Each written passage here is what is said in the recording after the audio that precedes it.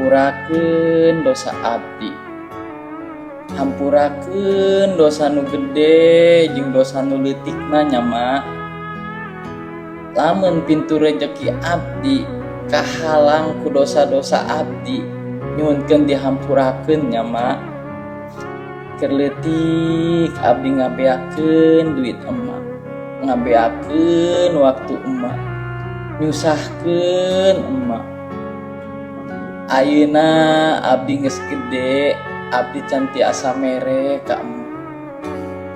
Jadi doakeun mak, mugia abdi jadi jalmi sing bagja, bisa mulang tarima ka emak. Sakali deui mak, hampurakeun dosa.